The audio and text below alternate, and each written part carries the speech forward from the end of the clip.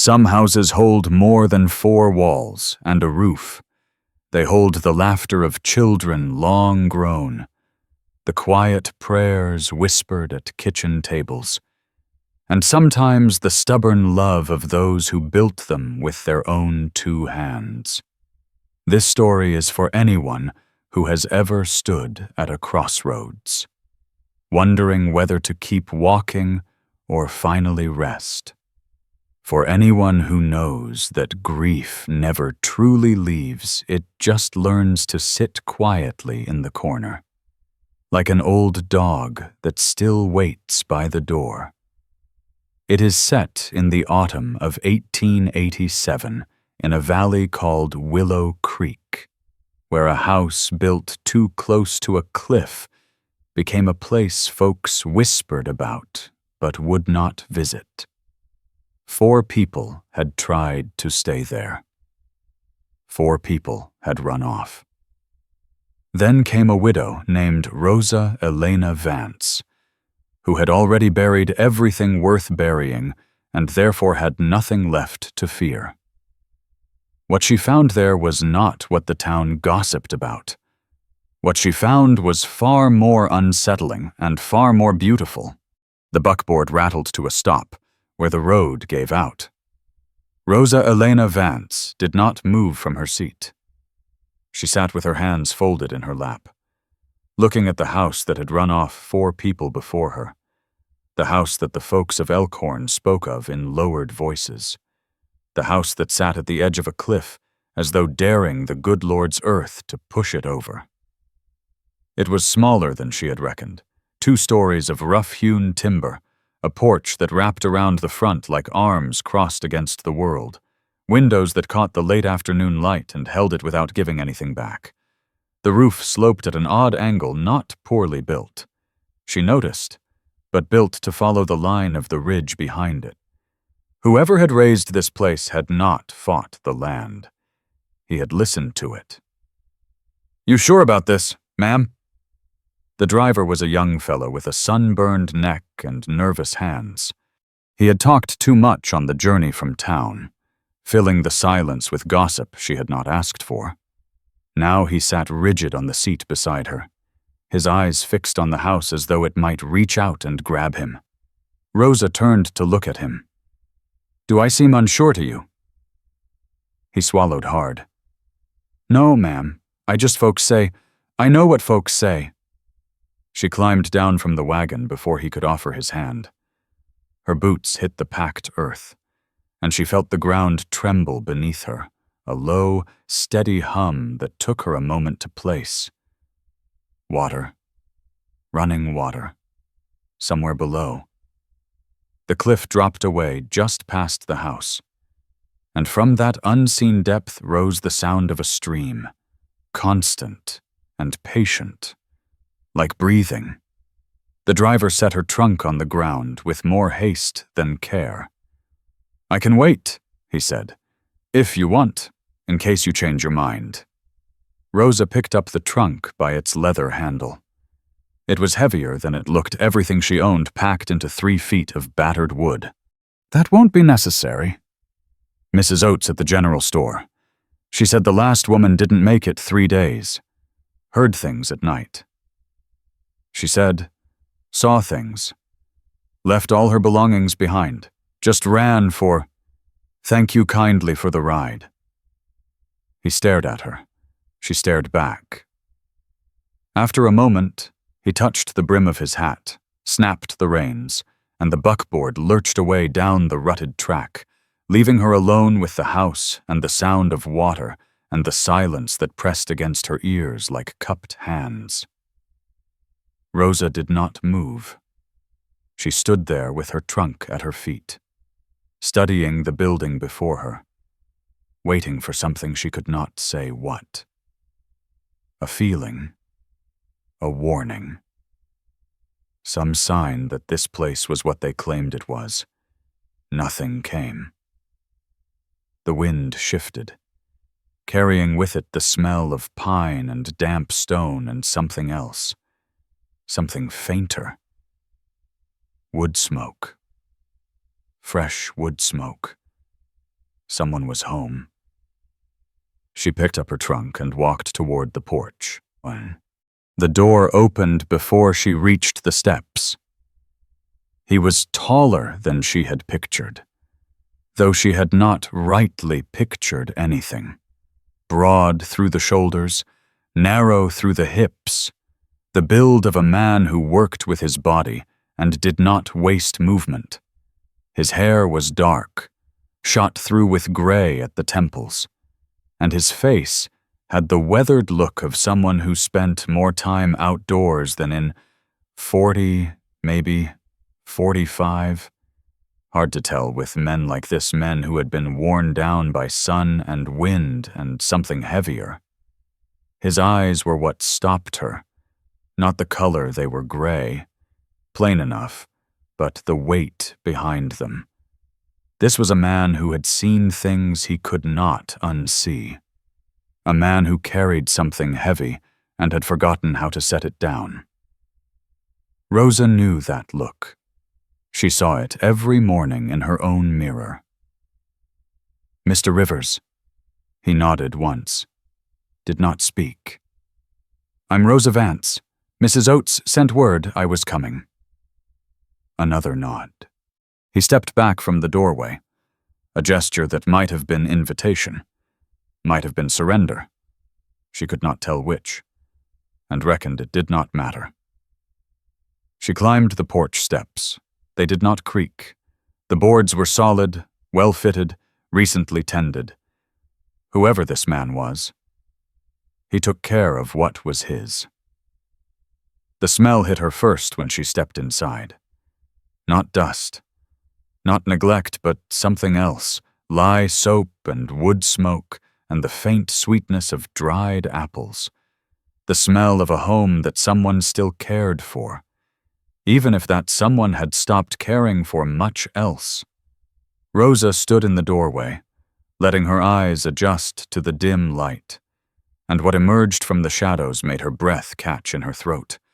The house was clean, not merely tidy, not the bare minimum a man living alone might manage. Clean. The plank floor had been swept and scrubbed until the wood glowed pale as bone. The windows she could see now that they were spotless, let in slanted bars of light that fell across a table set with two places, a cook stove with a kettle already warming, a rocking chair in the corner with a folded quilt draped over its arm, and on the kitchen shelf, arranged with care, a blue porcelain salt cellar, a tin of Arbuckle's coffee, a small vase holding 3 stems of dried wildflowers. Rosa stared at the flowers. Dried wildflowers in a house where no woman lived. Dried wildflowers arranged by a man's rough hands, kept dusted, kept presentable, kept... She understood then. The town had it wrong. This house was not haunted by something that wanted to drive people away. It was haunted by something that desperately wanted them to stay. Caleb Rivers set her trunk inside the door and pointed down the narrow hallway. "Rooms at the end. Beds made." His voice was lower than she expected, rougher, as though he had not used it in some time. She wondered when he had last spoken aloud before today. "Thank you," he grunted, already turning away. "Mr. Rivers." He stopped, but did not turn around. "I noticed the flowers," she said. "On the shelf." A pause. His shoulders tightened. Just barely, just enough for her to see that she had touched something raw. Then, "Kitchen's yours to use. Breakfast at 6. I don't wait." He walked out the back door, and she heard his boots on the porch, then on the steps, then fading into the distance toward what she figured was the barn. Rosa stood alone in the clean, silent house. The kettle began to whisper on the stove. The light through the windows shifted as a cloud passed over the sun. She walked to the kitchen shelf and looked at the blue porcelain salt cellar. It was old. The glaze crackled with age, the kind of thing a woman brought west in her hope chest, not something a man would buy for himself. Beside it, tucked behind the tin of coffee, she saw what she had missed before: a small wooden frame, face down on the shelf. She reached for it, hesitated, then turned it over. A photograph.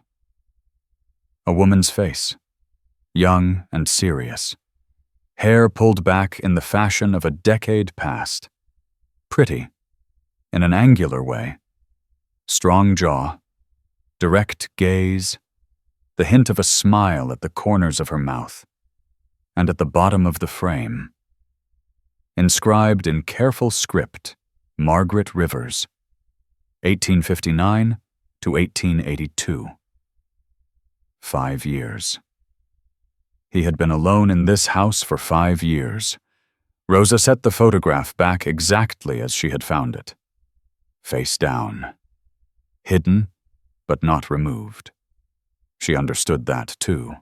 The room at the end of the hallway was small but sufficient. A narrow bed with an iron frame, a washstand with a chipped basin, a window that looked out over the back of the property and beyond it. Nothing. Just the edge of the cliff and the empty air and the sound of water rising from somewhere far below. Rosa unpacked her trunk slowly. 3 dresses, 2 of them for working. A wool shawl her mother had knitted before the arthritis took her hands. A Bible with a cracked spine and her maiden name written inside the cover in faded ink. A photograph of her own, smaller than the one in the kitchen, wrapped in a handkerchief at the bottom of the trunk.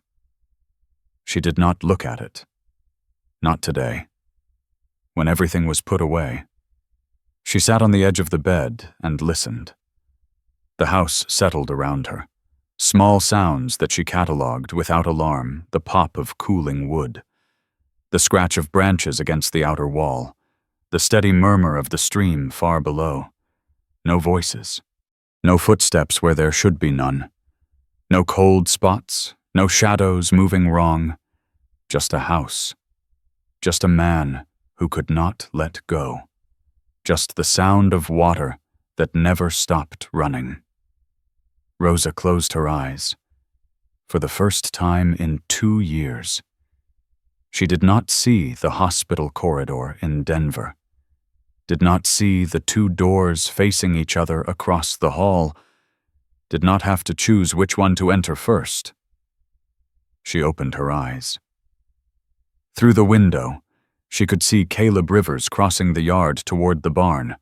He walked with his head down, hands stuffed in his pockets, shoulders set against something she could not see. Halfway there, he stopped, turned, looked back at the house. She could not make out his face from this distance, could not tell if he was looking at her window or at something else, some memory, some ghost that only he could see. He stood there for a long spell. Then he turned away and kept walking. And Rosa watched until he disappeared into the dark rectangle of the barn door, and the yard was empty, and she was alone with the house that had run off 4 people before her. She rose from the bed. There was supper to fix. There were questions she would not ask. There was a man who did not speak, and a woman in a photograph, and a sound rising from the depths of the earth like a heartbeat. And somewhere in the middle of all of it, there was Rosa Elena Vance, who had come here because she had nowhere else left to go. The blue porcelain salt cellar caught the last of the evening light.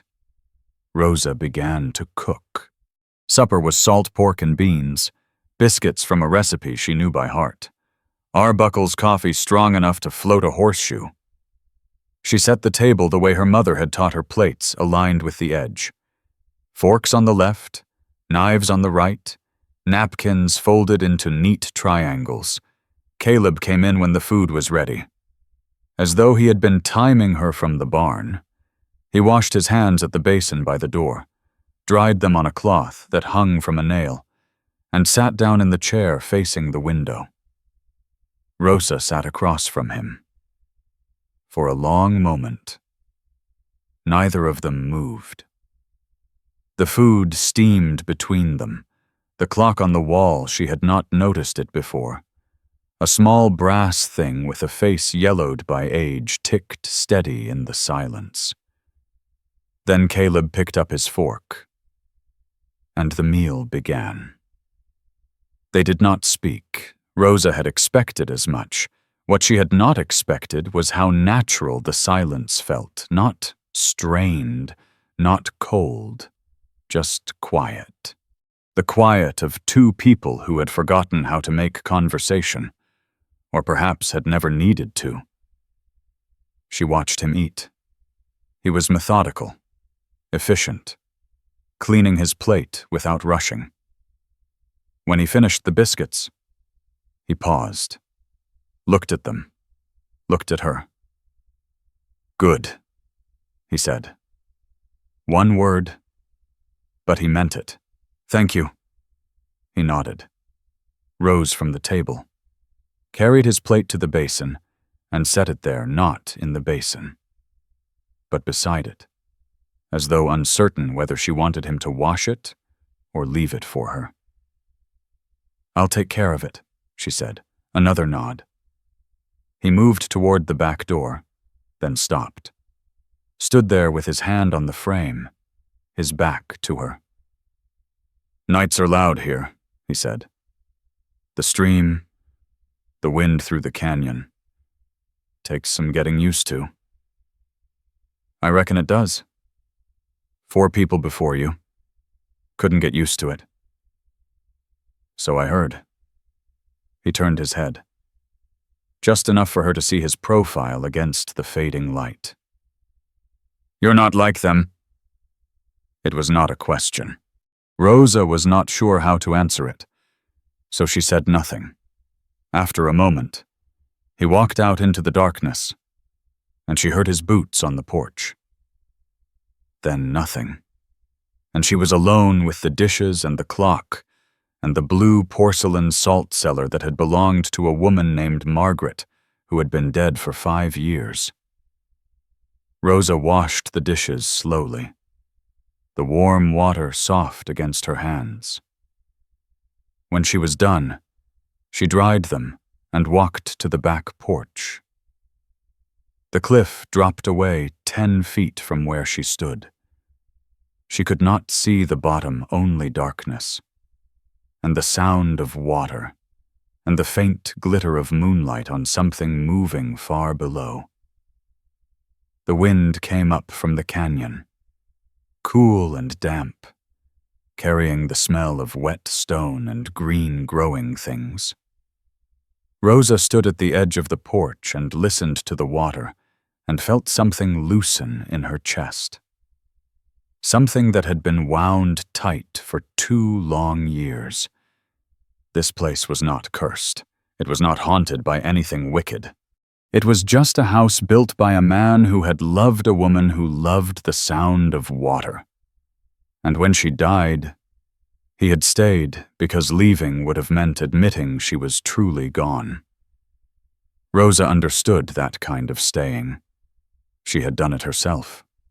In the weeks after Denver, sitting in the empty apartment, waiting for footsteps that would never come, voices that had gone silent forever. She had left eventually, had to. The silence there was the wrong kind, the kind that reminded her every moment of what she had lost, not the kind that let her rest. But this silence was different. This was the silence of water moving and wind blowing and a man working in his barn and a house holding its breath. Waiting. Waiting for what? She did not know. But she was here now. and she was not afraid. That night, Rosa lay in the narrow bed and listened to the house settle around her.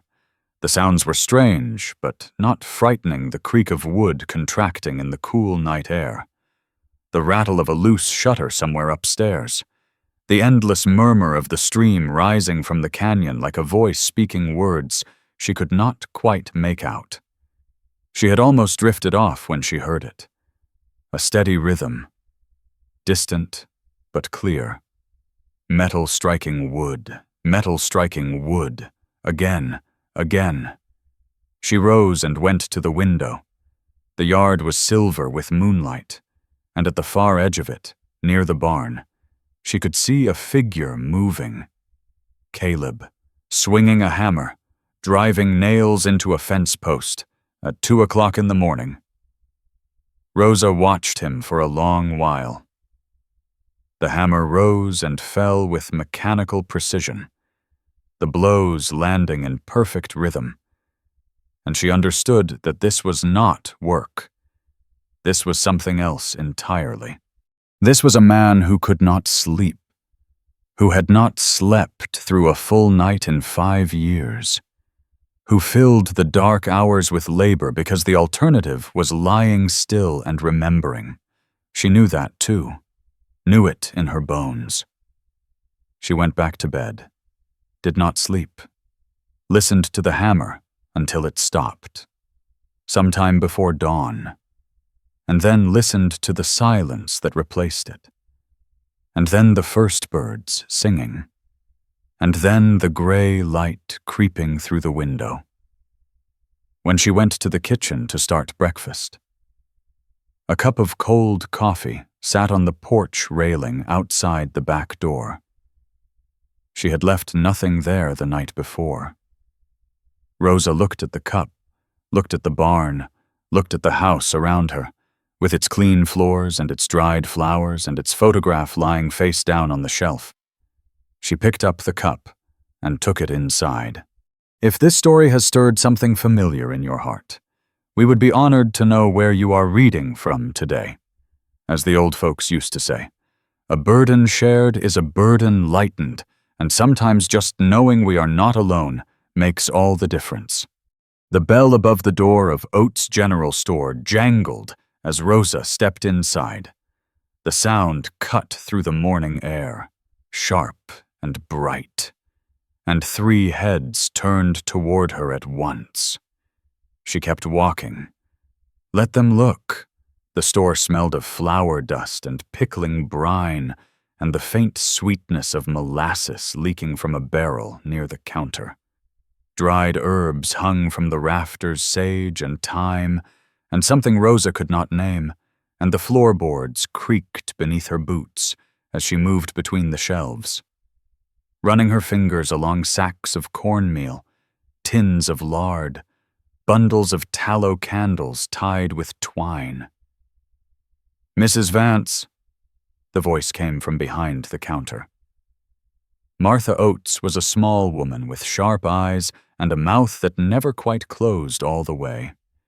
She was wrapping a package of salt in brown paper, her fingers busy, her gaze sliding sideways toward Rosa. "Sleep well. Did you?" Rosa picked up a tin of tea, examined the label. "Well enough. Hear anything?" Martha's hands kept moving, but her eyes stayed fixed. "The stream, the wind, that's what the others said." Martha set down the package, leaned forward on her elbows. "At first," Rosa moved to the next shelf.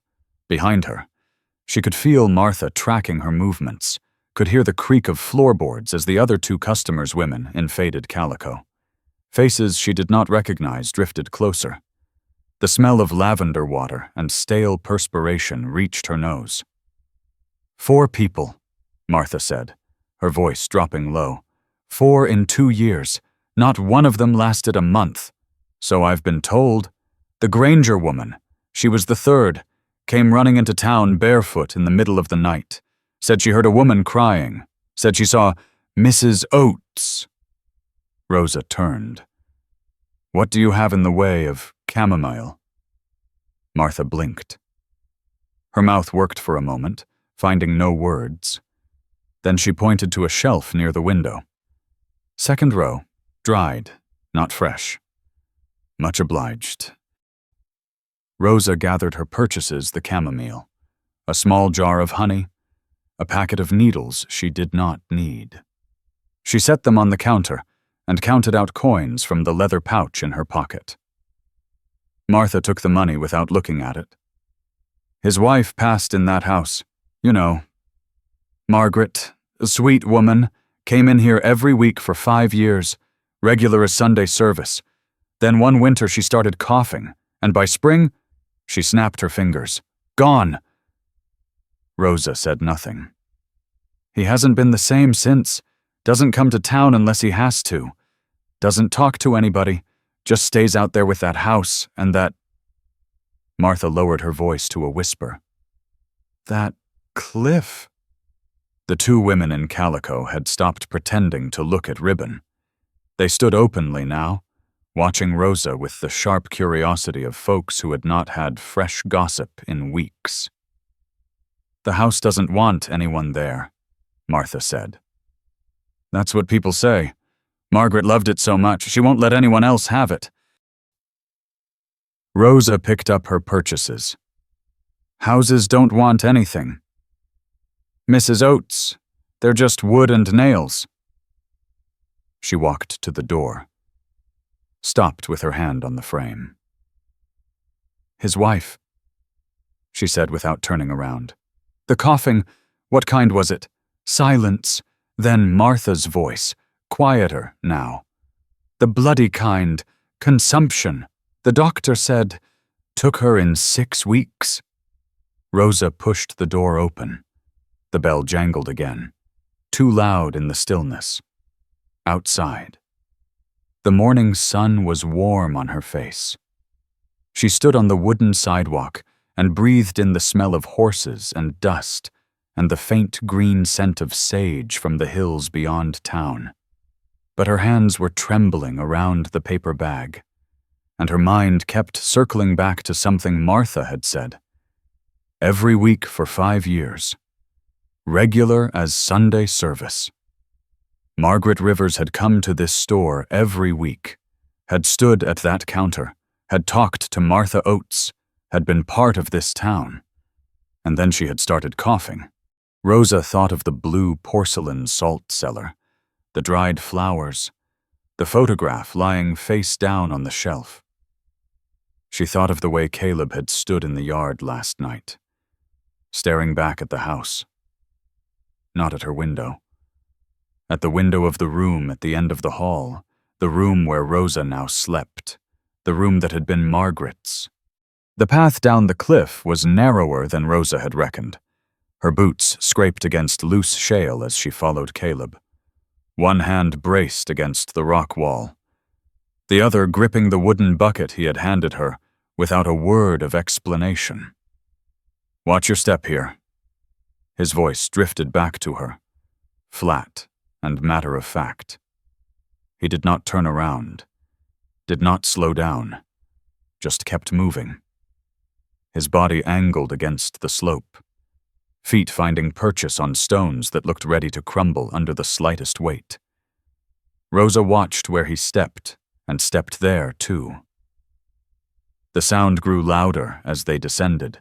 What had been a murmur from the house above became a rushing, a churning, a voice that filled the narrow canyon and bounced off the walls until it seemed to come from everywhere at once. The air changed too cooler here, damper, carrying the mineral smell of wet stone and something green and alive. Ferns grew from cracks in the rock, their fronds brushing against her skirt as she passed. Then the path opened up, and Rosa stopped breathing. The stream was wider than she had imagined, 20 feet across, maybe more, cutting through a channel of smooth gray rock worn down by centuries of water. The surface caught the morning light and shattered it into 1,000 pieces, bright enough to make her squint. Insects hummed in the brush along the banks. And somewhere upstream, a bird called out, the sound echoing off the canyon walls. And clear, so clear she could see the pebbles at the bottom, the dark shapes of fish holding steady against the current, the pale roots of cottonwoods reaching down from the banks, like fingers searching for something lost. Caleb had already moved to the water's edge. He crouched there, filling his bucket. And Rosa noticed he was not looking at the stream. He was looking at something on the opposite bank, a small rise of ground, barely visible through the willows that grew thick along the water. She followed his gaze, saw it. A cairn, a pile of stones, carefully stacked, topped with a larger flat rock that had been smoothed by hands or time or both. Too deliberate to be natural, too small to be anything but what it was. "My wife liked this place," Caleb said. He did not look at her. Said the water talked to her, said it told her things. Rosa said nothing, waited. A dragonfly landed on her sleeve, its wings catching the light like bits of glass, then lifted off again. "I built the house up there because she asked me to, because she wanted to fall asleep listening to it." He stood, bucket full, water dripping from the rim onto his boots. "She's buried on the hill. But this is where she wanted to be remembered." The cairn on the opposite bank. Not a grave, a marker. A place where someone had scattered ashes or placed a keepsake, or simply sat and remembered while the water sang its endless song. Rosa understood. She had her own place like that, back in Denver. A bench in a park where her boy Billy had liked to feed the pigeons, laughing when they pecked at his shoes. She had not been able to visit it before she left, had not been able to say goodbye. "It's beautiful," she said. Caleb turned to look at her. Something flickered behind his eyes' surprise. Maybe, or recognition quickly gone. "Most folks don't think so. Most folks think it's—" He stopped, shook his head. "Doesn't matter what they think." He started back up the path. Rosa knelt at the water's edge, the cold seeping through her skirt where her knees pressed against the wet stone. She dipped her bucket into the current and felt the pull of it. Stronger than she expected, tugging at the wood like a living thing. The water was so cold it made her fingers ache. She was halfway up the path, breathing hard from the climb, when the sound of hooves reached them from above. Caleb stopped. His whole body went rigid. And Rosa nearly walked into his back before she caught herself. She peered around him, up the winding trail, and saw 3 riders silhouetted against the morning sky at the cliff's edge. One of them sat a head taller than the others, broad shoulders, white hat, a coat that looked too fine for this rough country. He was leaning forward in his saddle, looking down at them. And even from this distance, Rosa could see the easy smile spreading across his face. "Rivers," the voice carried down the canyon, bounced off the rock walls. "Thought I might find you down here?" Caleb did not answer, did not move. The tall man swung down from his horse, took his time about it, adjusting his hat, brushing dust from his sleeves like a man who had all day and knew it. The 2 men with him stayed mounted, their eyes hidden in the shadow of their hat brims. "Got some papers for you," the tall man called down. "From the county. Thought I'd deliver them personally, seeing as we're neighbors and all." Rosa watched Caleb's hands. They were steady on the bucket handle, but the knuckles had gone white as bone. "New laws about water rights," the tall man continued. He was walking toward the edge of the path now, his boots crunching on gravel, still wearing that smile.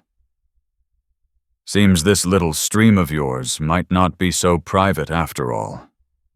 He stopped at the rim of the cliff, looked down at them the way a man might look at something small and troublesome he had found in his boot. "Name's Whitmore," he said. "Silas Whitmore. I don't believe we've been properly introduced." Rosa felt the cold water dripping down her fingers, numbing them. Felt the bucket growing heavy in her grip. Felt something else, too, a charge in the air, a tension. Like the moment before a thunderstorm breaks open and the rain comes pouring down.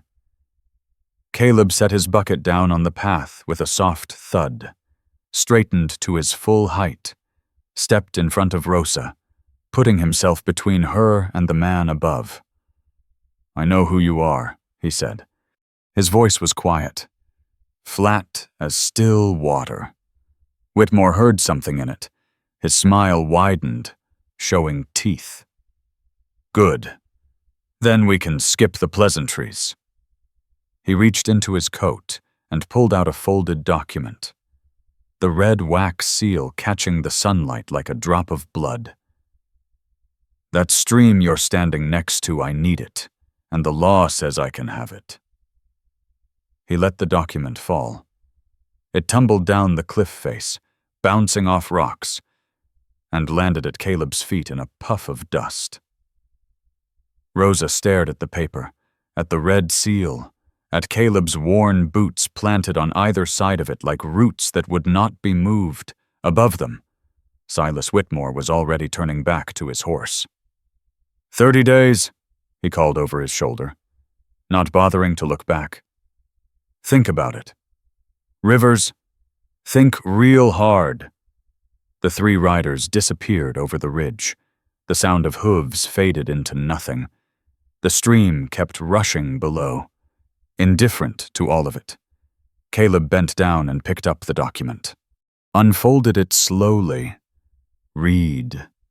His face did not change, but Rosa saw his jaw tighten, saw the muscle in his cheek jump beneath the weathered skin, saw his hands begin to tremble.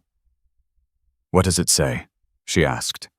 He did not answer right away, just stood there, staring at the paper, while the water roared below and the wind picked up, and somewhere on the hill above them, the house waited in silence. Then he looked at her, really looked, for the first time since she had arrived at his door. "It says," he said slowly, each word measured and heavy, "that this stream has been declared a public water source under the new territorial statutes. It says I have 30 days to prove otherwise, or forfeit all rights to access." He folded the paper, put it in his shirt pocket, right over his heart. "It says he's fixing to take everything." Rosa looked up at the ridge where the riders had vanished, looked at the cairn across the water, those carefully stacked stones that marked a place of love and loss. Looked at the man standing before her, who had built a house on the edge of a cliff because his wife had loved the sound of water, and who was now being told that the water was no longer his to keep.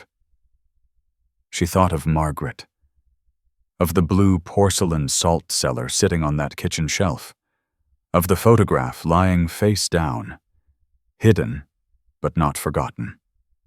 "What are you going to do?" she asked. Caleb started up the path without answering, but Rosa had seen his face in that unguarded moment, had seen what passed across it when he read those words. Not defeat, not anger, something else, something older and more tired, something that looked almost like relief. And that frightened her more than anything Silas Whitmore could have said. The beans simmered in the cast iron pot, sending up curls of steam that smelled of salt pork and bay leaves and a touch of molasses.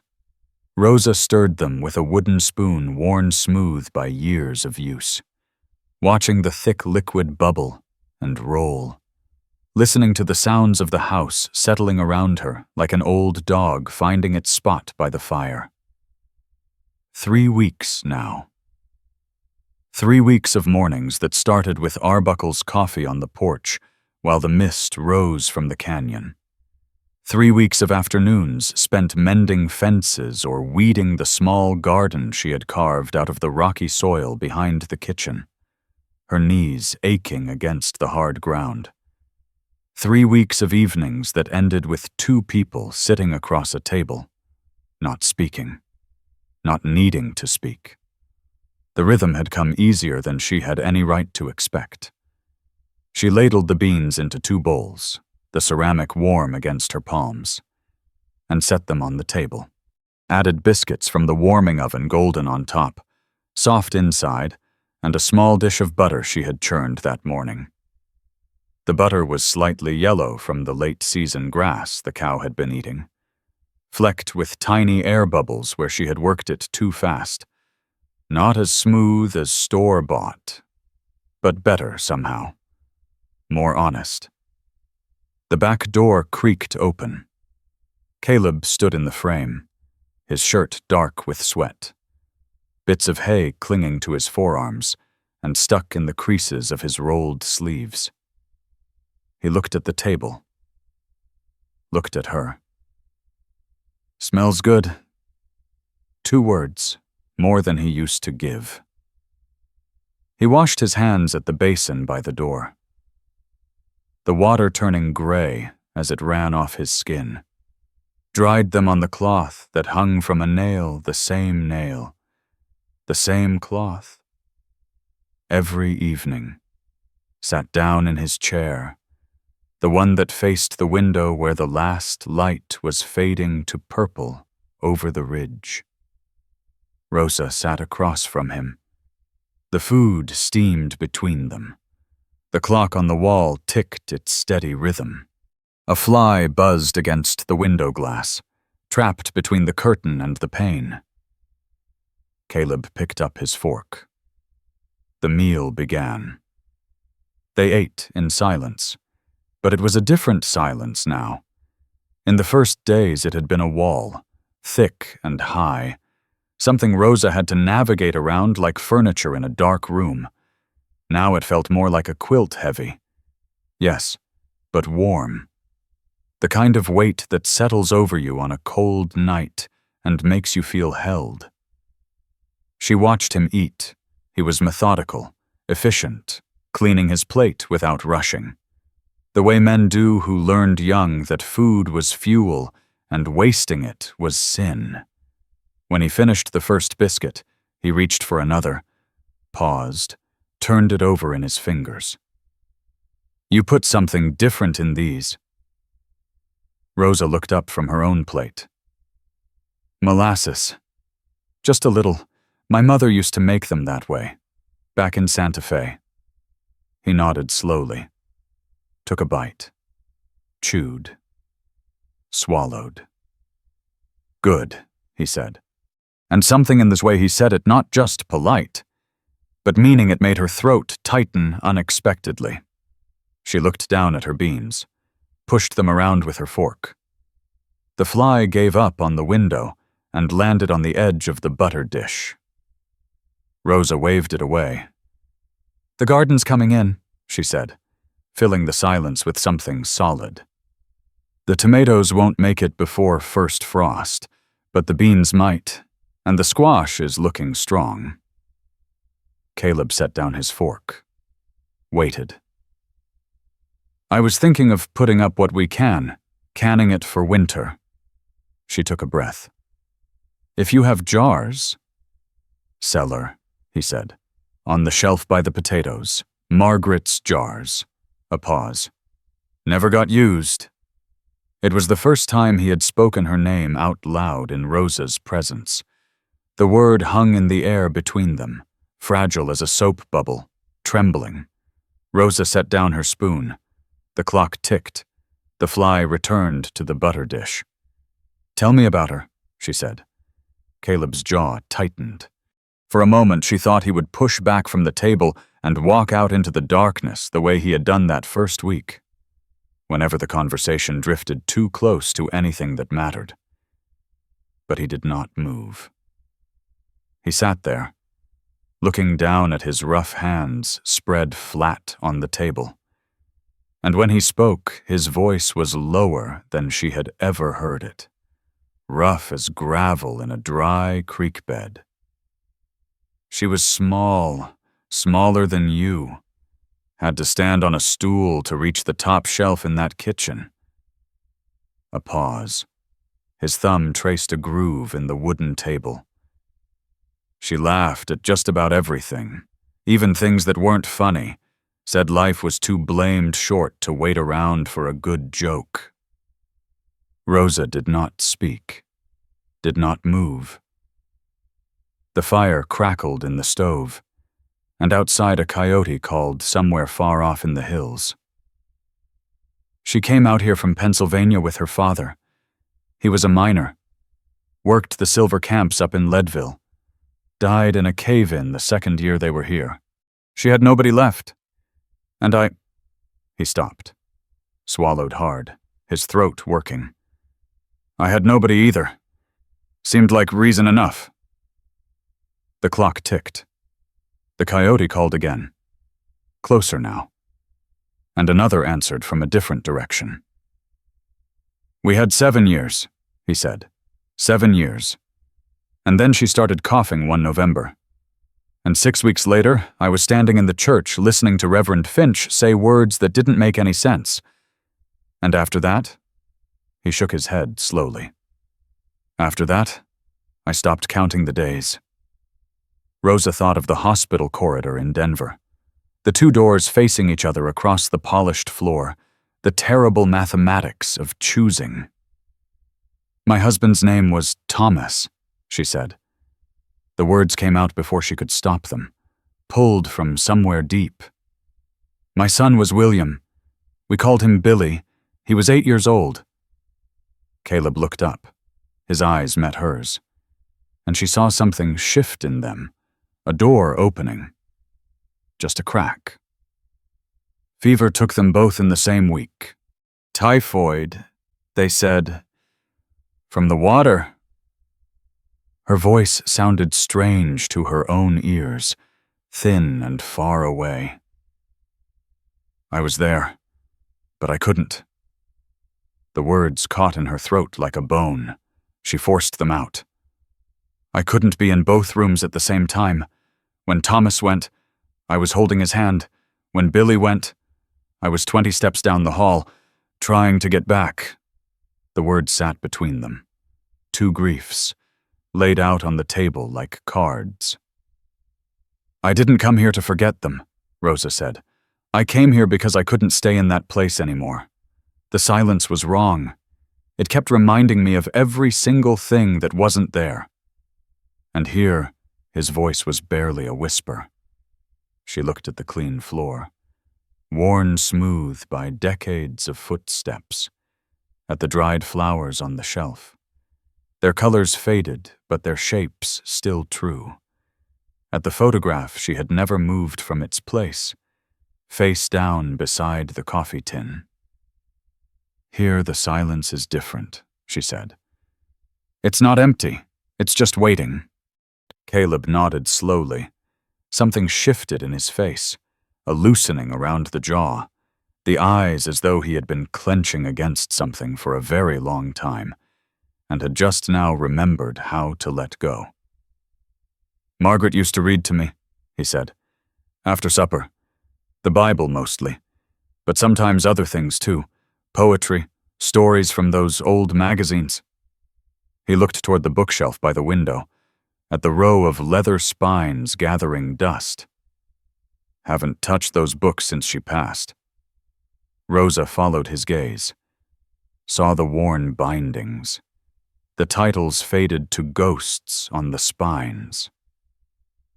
Would you want me to, she asked, read? I mean, if you wanted. He did not answer right away. picked up his coffee cup. She had not noticed him reaching for it, and took a long swallow of the arbuckles. Gone cold now. Set it down again. Tomorrow, he said finally. Maybe tomorrow night. He stood and carried his bowl to the basin. Rosa watched him go, watched his shoulders as he moved through the doorway to the back porch, watched until he disappeared into the gathering darkness where the stars were just beginning to show. She cleared the table slowly, washed the dishes in water she had heated on the stove. The soap slick between her fingers, dried her hands on her apron.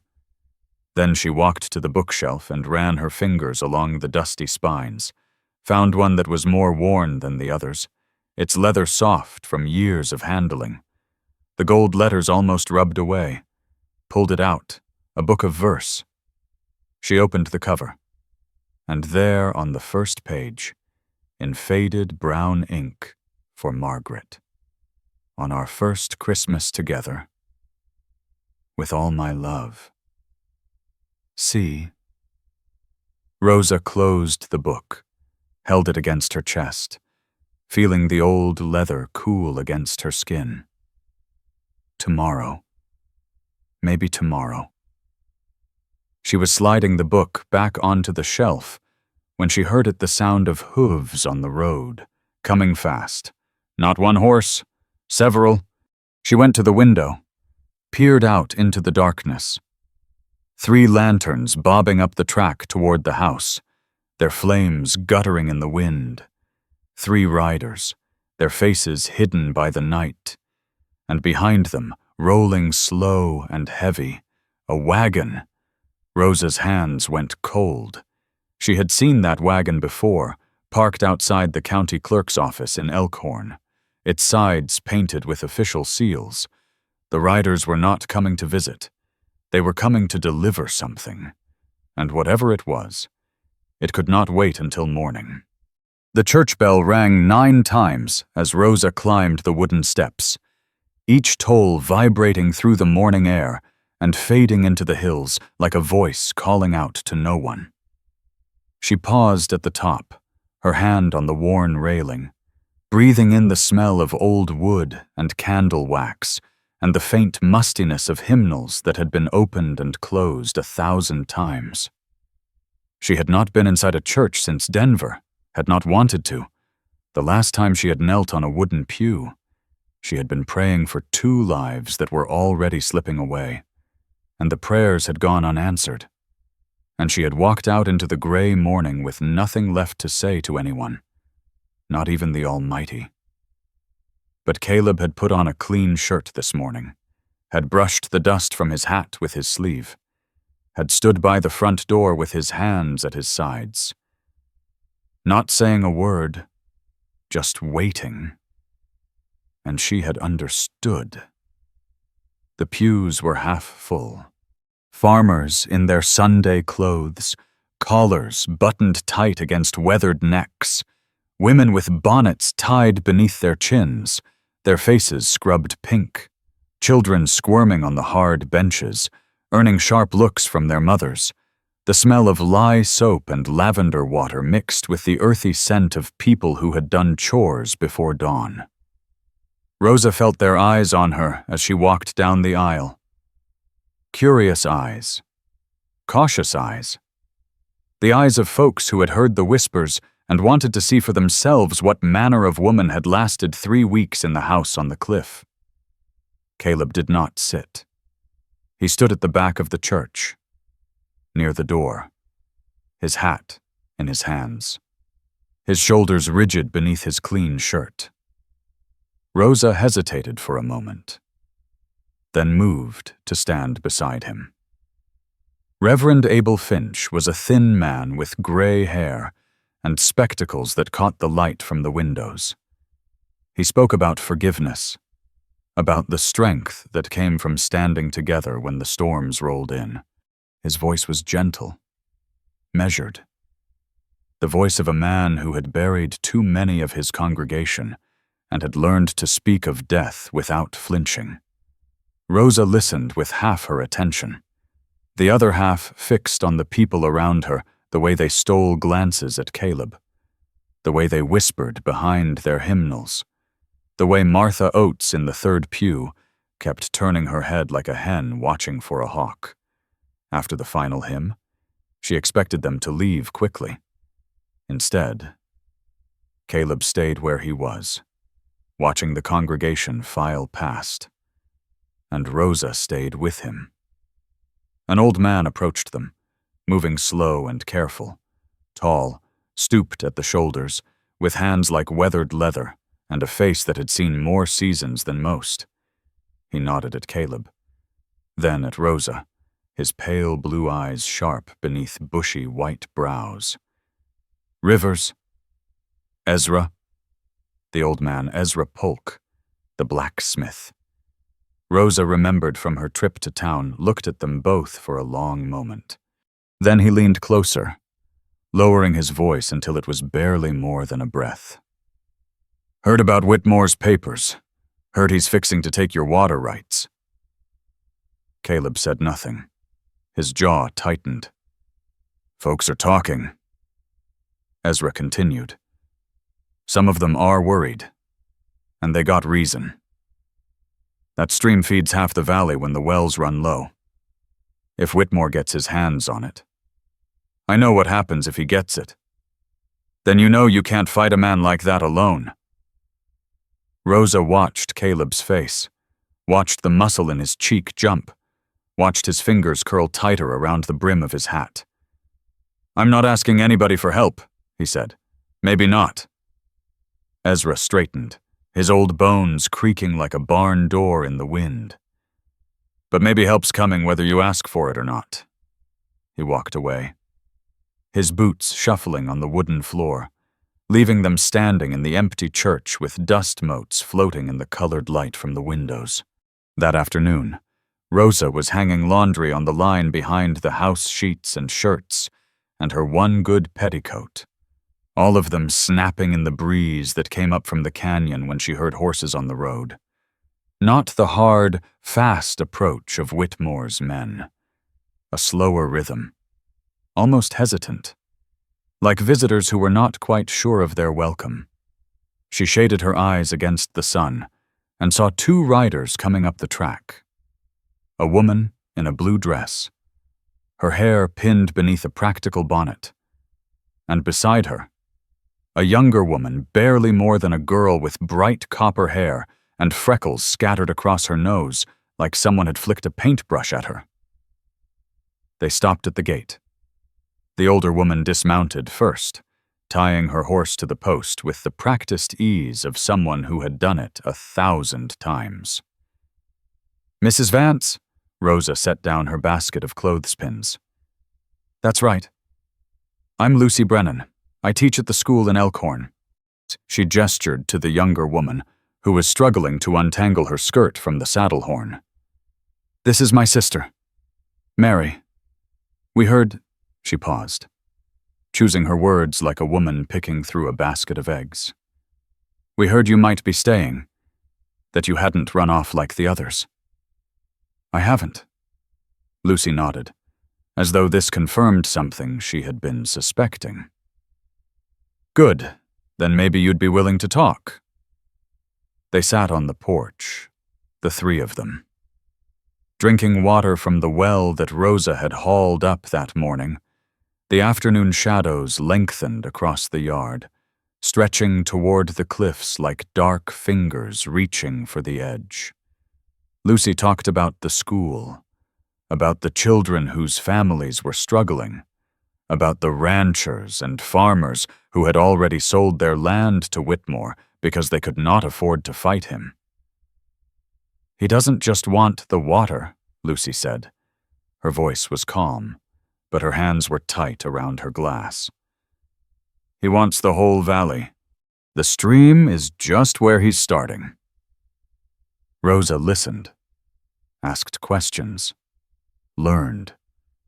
Whitmore had been buying up land and water rights for 2 years, working slow and patient like a man building a stone wall, one rock at a time. Some properties he purchased outright, offering prices that seemed generous until you understood what he was really after. Others he acquired through legal maneuvering, old debts called in, grazing permits revoked, loans foreclosed at convenient moments. "He's patient," Lucy said. "That's what makes him so blamed dangerous. He doesn't need to take everything at once, just needs to take enough that the rest falls into his lap when folks get too tired to fight." "And the law?" Rosa asked. "The law is whatever his lawyer can twist it into." Lucy's voice went bitter as bad coffee. "That lawyer of his is from back east, Philadelphia. I heard, knows things the local attorneys never learned. Knows how to make words mean the opposite of what they should." Rosa thought of the document Whitmore had thrown down the cliff, the red wax seal catching the light, the 30 days that were already ticking away. "What about old records?" she asked. "Original claims, surveys, anything that shows the stream was shared water before Whitmore's new laws." Lucy and Mary exchanged a look. "There might be something," Lucy said slowly. "The families who settled this valley in the beginning, some of them kept records, surveys, agreements, letters about water use. My grandfather was one of the first. He wrote everything down in a ledger book. Where are those papers now? Scattered, some with families, some lost in fires or floods. My grandmother might have a few, but she's getting on in years and her memory isn't what it was." Lucy leaned forward, her eyes bright. "But if someone were to gather them together, if someone were to put them in front of a judge and show that this stream has been common water since before the territory was even organized." She did not finish the sentence. Did not need to. Rosa looked out at the yard, at the barn where Caleb was working, at the cliffs where the sound of water rose up from the depths like a voice that never stopped calling. "I need to talk to him," she said. Lucy nodded. "We'll wait." Rosa found Caleb in the barn, mending a harness by the light from the open door. His hands moved with the easy rhythm of long practice, threading leather through buckles without looking. He glanced up when her shadow fell across his work. "We have visitors," she said. "The schoolteacher and her sister. They want to help us fight Whitmore." "Help how?" "They think there might be old records papers that could prove the stream has always belonged to everyone. That it was common water from the very beginning, before any of Whitmore's laws existed." Caleb set down the harness. His face was unreadable in the dim light. "They want to bring folks here," Rosa continued. "To your place, to show them the stream, to remind them what's at stake if Whitmore wins. They want—" She hesitated, feeling the weight of what she was asking. "They want to use your house as a gathering place." Silence. The barn smelled of hay and horses and old wood and the leather oil Caleb had been using on the harness. "You're asking me to open my door to the whole town," he said. "Yes. To let strangers walk through my home. To let them stand where Margaret stood. Touch what she touched." Rosa did not flinch. "Yes." He stood up slowly, walked to the barn door, looked out at the house, at the porch where Lucy and Mary sat waiting, at the cliffs that dropped away to the water singing below. "She would have wanted this," he said quietly. "Margaret. She would have invited folks herself, made coffee, baked a pie." A long pause. "She was always better at this than me." "You don't have to be good at it," Rosa said. "You just have to let it happen." He turned to look at her. Something had shifted in his eyes, not softened exactly, but opened, like a door that had been stuck for years finally giving way. "All right," he said. "Tell them yes." Rosa walked back to the porch, told Lucy and Mary, watched their faces brighten with something that might have been hope, careful hope. The kind you hold gently because you know how easily it can shatter. "We'll spread the word," Lucy said, already rising from her chair. "Sunday after next. We'll bring everyone who's willing to come."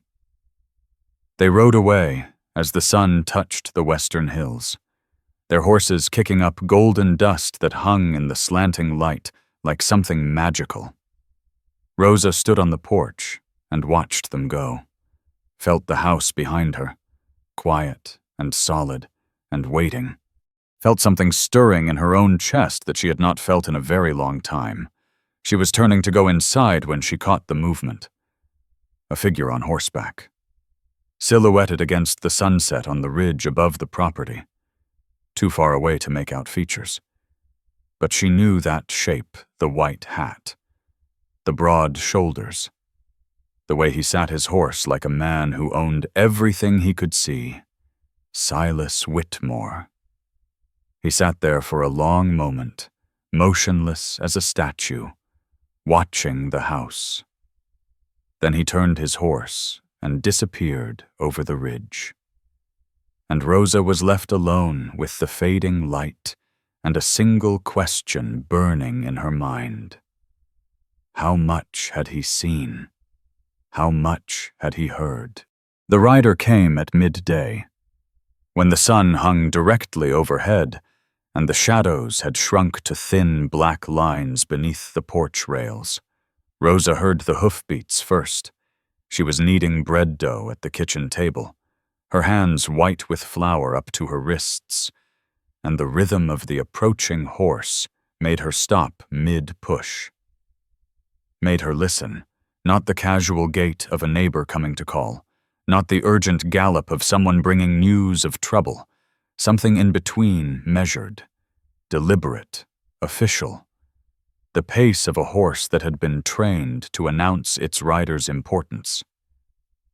She wiped her hands on her apron and went to the window. A man in a brown suit sat astride a bay mare, his face shaded by a low-crowned hat. Behind him, tied to a lead rope, a mule plodded along carrying 2 wooden crates stamped with the seal of the county clerk's office.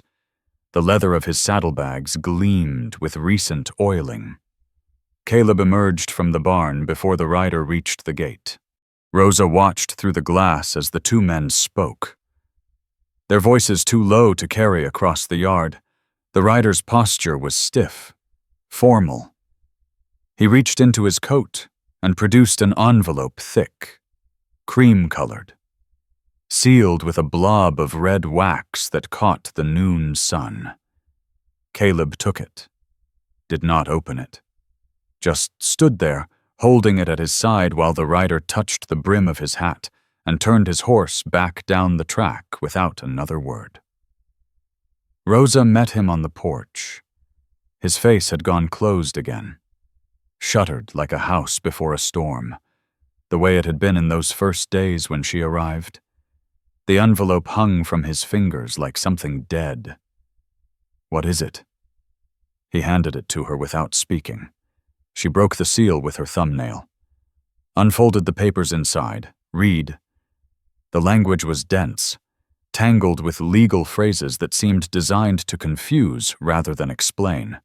Words like pursuant and notwithstanding and heretofore established marched across the pages in tight rows of black ink, but the meaning came through clear enough, cutting through the fancy language like a knife through fat. Silas Whitmore had filed a formal claim with the territorial court. The stream running through Caleb's property had been designated a public water source under the new statutes. A hearing would be held in 23 days. If Caleb could not produce documentation proving prior ownership or exclusive use rights predating the new laws, the water would be reclassified as common property available to any landowner in the valley who filed for access. Any landowner, which meant Whitmore, who already owned more land than anyone else within 50 miles. Rosa lowered the papers. Her hands had gone cold despite the warmth of the day. "Can he do this? Just take it. His lawyer can." Caleb's voice was flat as a planed board. "New territorial statutes. Came through the legislature last spring? Whitmore helped write them, paid the right people, I reckon. But the stream has been here forever. Your wife Margaret, she loved this place. You built this house for her because of that water. None of that matters to a judge." He took the papers from her hands, folded them along their original creases, slipped them into his shirt pocket. "What matters is what's written down and filed proper. And I don't have anything written down." He walked past her into the house. Rosa followed, the screen door slapping shut behind her. She found him in the kitchen, standing by the window that looked out toward the cliffs. His shoulders were rigid beneath his shirt, his hands clenched at his sides. The bread dough sat forgotten on the table, slowly deflating in the warm air. "There has to be something," she said. "Old surveys, letters, anything from when the land was first claimed. There isn't." His voice cracked on the words like ice breaking on a pond. "I looked. After Margaret passed, I tore this house apart looking for papers, deeds, anything that might—" He stopped, shook his head hard. "Her father was a miner, not a farmer. He never filed proper homestead papers, just built a cabin and started digging for silver. When I married her, I took over the claim, but I never thought to—" He turned to face her. His eyes were red-rimmed, his jaw clenched so tight the muscles stood out like cords. "I was stupid," he said. "Stupid and careless, and now I'm fixing to lose everything she loved because I didn't have the sense to write it down on a piece of paper." Rosa stood very still. The clock on the wall ticked. A fly buzzed against the window glass. The bread dough continued its slow collapse on the flour-dusted table. "You didn't know," she said. "How could you have known some rich man would come along and try to steal what was yours? I should have known. That's what a man does. He protects what belongs to his family. He makes sure the papers are in order, makes sure nobody can take it away. And I didn't do that." His voice broke again. He turned away, pressing one hand against the window frame as though holding himself upright. "I failed her. Even after she was gone, I found a way to fail her." Rosa watched him, watched the way his shoulders shook beneath the worn cotton of his shirt, watched the way his breath came ragged and uneven. She had seen this before in the mirror of her boarding house room in Denver, in the hollow faces of other widows at the charity hospital, in her own reflection in the weeks after she buried Thomas and Billy in the same afternoon.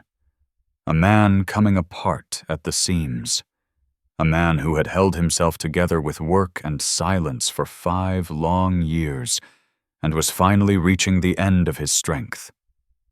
She crossed the kitchen, stood beside him at the window, close enough that she could smell the hay dust on his clothes and the honest sweat of his labor, did not touch him, but close enough for him to feel that he was not alone. "Caleb." He did not turn. "Caleb, look at me." Slowly, he raised his head, met her eyes. His face was wet. She had not seen him cry before, had not known he still could, and something in her chest cracked open at the sight of it. "You are not going to lose this place," she said. "Do you hear me? You are not going to let that man take what Margaret loved, not without a fight. I don't know how to fight this kind of battle. Lawyers and papers and courts, that's not my world. Then we'll figure it out together." The word hung between them in the quiet kitchen. Together. A word that meant more than it should. In this house where silence had lived alone for so long. Caleb stared at her, Something moved behind his eyes, fear. Maybe, or hope, or some tangled mix of both that had no proper name. "Why?" he asked. "Why do you care what happens to this place? You could leave tomorrow. Find work somewhere easier. You don't owe me a blessed thing." Rosa thought of the blue porcelain salt cellar on the shelf, the dried flowers that had been there since before she arrived, the photograph lying face down beside the coffee tin, hidden, but not forgotten. "No," she said, "I don't owe you anything, but I'm not leaving. Why not?" She did not answer right away. The words were there, somewhere deep in her chest, but pulling them out felt like pulling thorns from under her skin, "because I know what it's like to lose everything," she said finally. "I know what it's like to stand in an empty room and wonder if there's any point in drawing another breath. And I know what it's like to find a place that feels—" She stopped, swallowed against the tightness in her throat. "That feels like it might be worth fighting for." But Caleb did not move, did not speak. The clock ticked. The fly gave up on the window and drifted toward the bread dough. "This house is not cursed," Rosa continued. "It's not haunted by anything evil. It's just a place where someone loved someone else so much that the love soaked into the walls and the floors and stayed there after she was gone.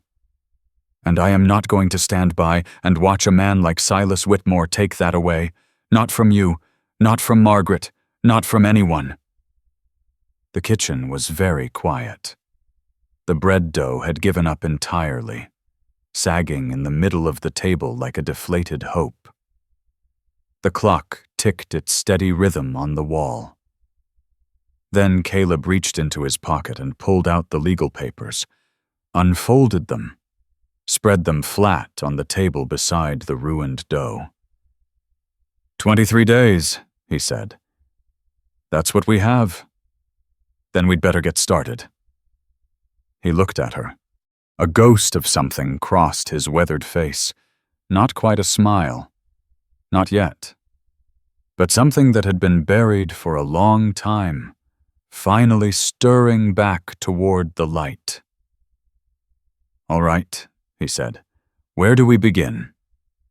Rosa pulled out a chair, sat down at the table, picked up the papers, and began reading them again. More carefully this time, looking for any crack in the wall Whitmore had built around them.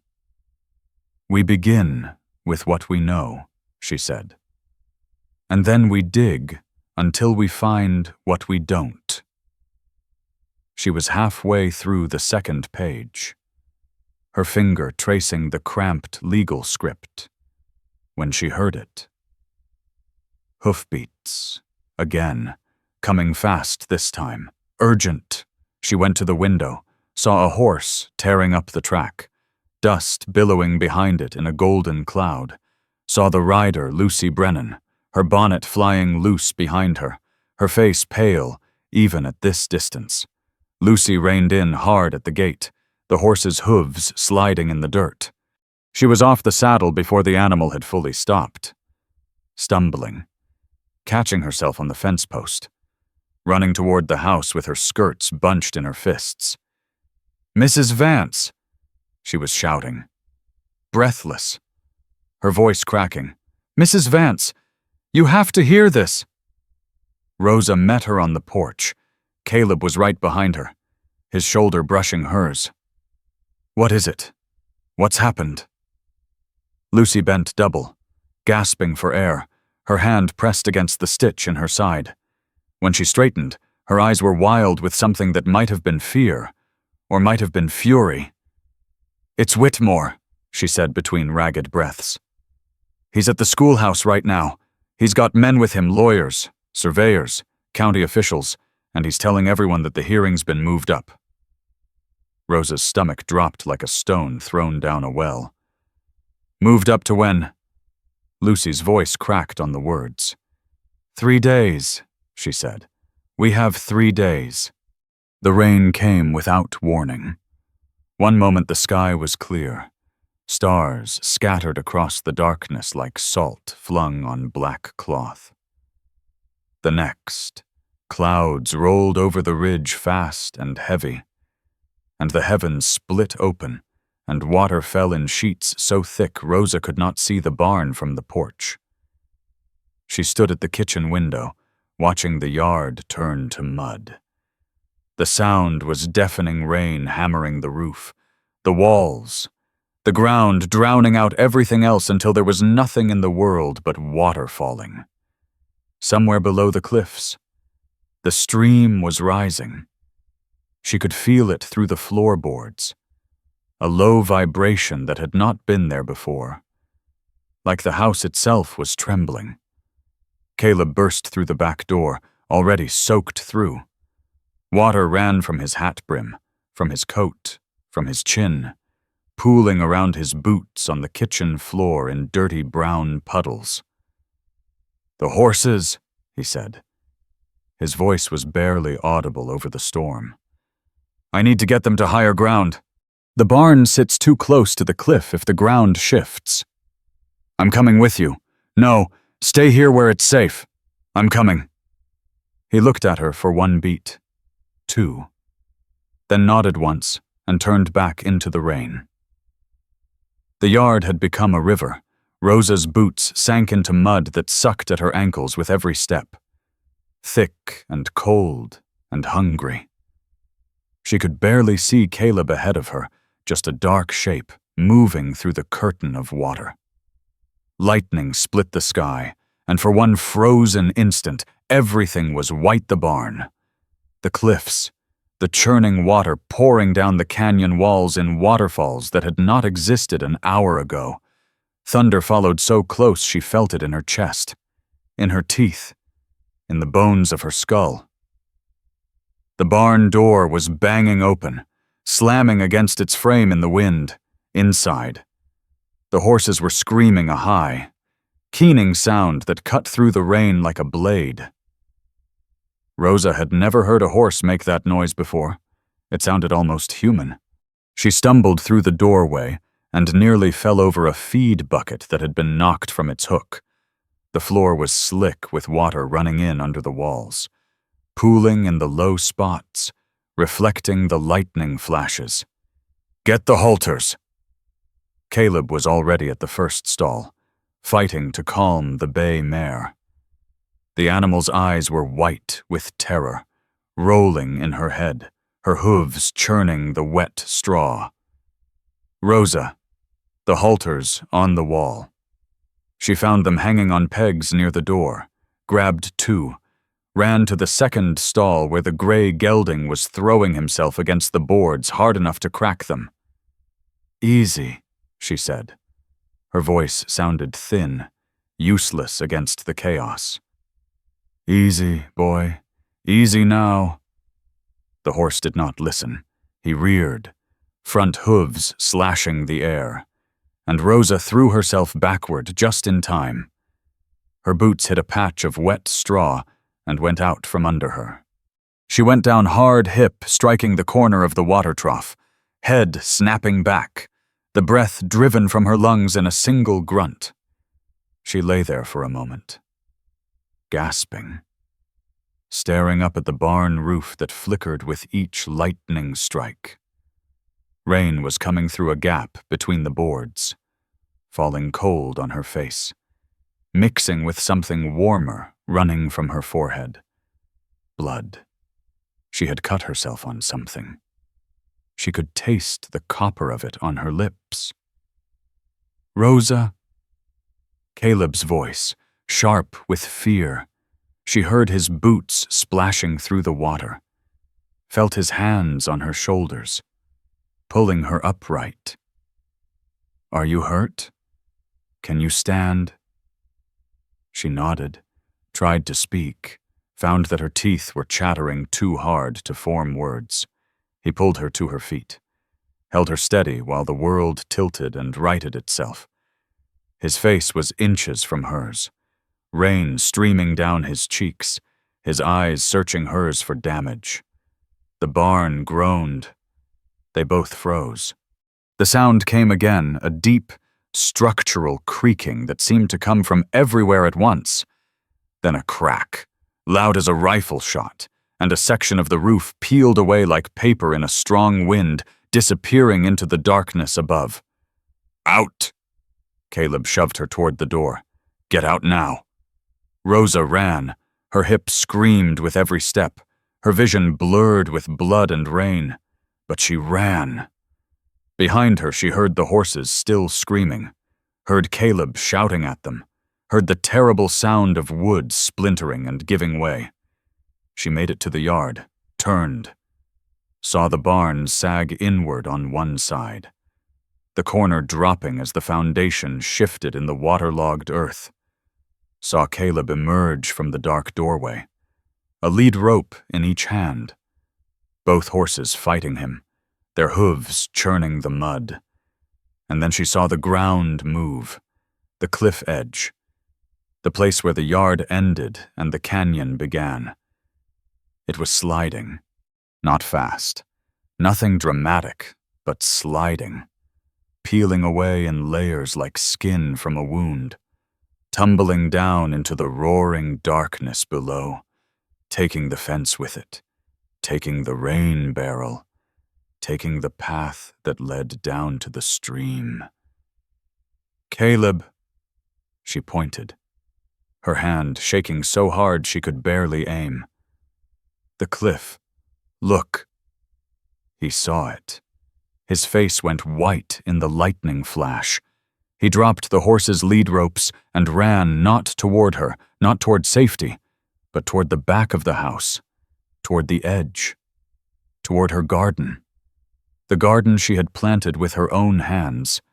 The beans and squash and peppers she had watered every morning and weeded every evening and watched grow from seeds to sprouts to plants, heavy with the promise of harvest. It sat right at the cliff's edge, right where the ground was sliding. And as she watched, the first row of plants tipped backward into nothing and vanished into the roaring dark. She ran after him.